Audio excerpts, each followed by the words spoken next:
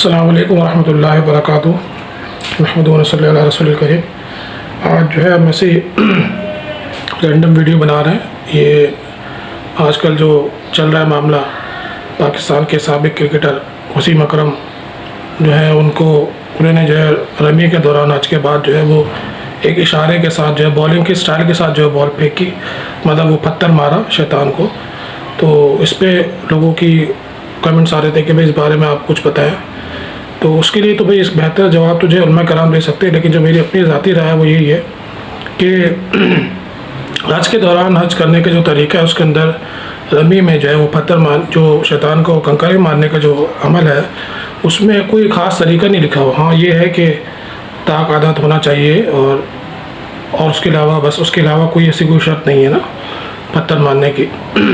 اور تو اب اگر انہوں نے جو ہے وہ اس اسٹائل سے، وسیم اکرم نے اپنے اسٹائل سے جو ہے وہ پتھر مارے ہیں، شیطان کو کنکری ماری، تو اس میں کوئی اس بات کو جو ہے اتنا زیادہ ہائی لائٹ نہیں کرنا چاہیے۔ لوگ جو ہے بہت اس بات کو ہائی لائٹ کر رہے ہیں، بار بار جو اس کو جو ہے وہ پریشان کریں، تو ایسا کرنا جو ہے وہ مناسب نہیں ہے۔ اور وہ اکیلے نہیں تھے، دوسری بات یہ کہ وہ اکیلے نہیں تھے، وسیم اکرم کے ساتھ جو ہے سعید انور بھی تھے۔ اور سعید انور جو ہے وہ صرف جو ہے وہ کرکٹر نہیں ہے بلکہ اور صرف تبلیغی نہیں ہے، بلکہ وہ جو ہے الحمدللہ عالم بھی ہے نا۔ وہ جو ہے ماشاءاللہ انہوں نے جو ہے وہ کورس کیا ہے، وہ عالم ہے ماشاءاللہ عظیم، باقاعدہ طور پہ جو وہ عالم بنے ہیں، مستند عالم ہے۔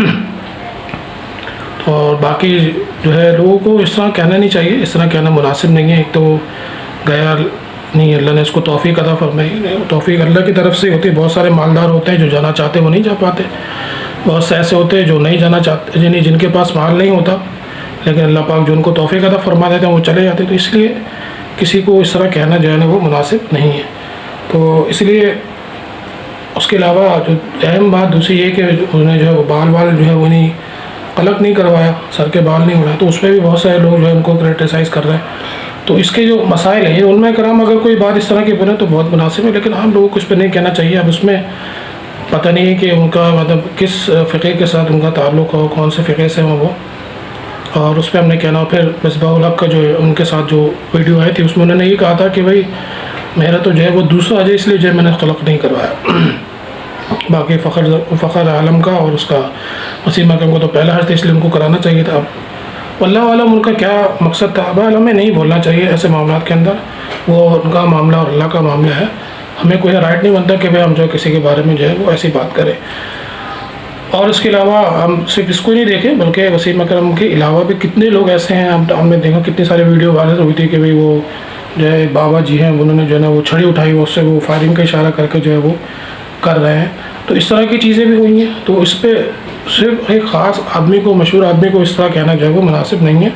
اور وہ پاکستان کا بہت بڑا نام ہے، پوری دنیا کے اندر ان کا نام ہے، پوری دنیا کے اندر پہچان جو ہے پاکستان کی پہچان جو ہے ان کے ذریعے سے ہوتی ہے۔ تو ایسے لوگوں کے بارے میں کوئی بھی اس طرح کی بات کرنا جو وہ مناسب نہیں ہوتی۔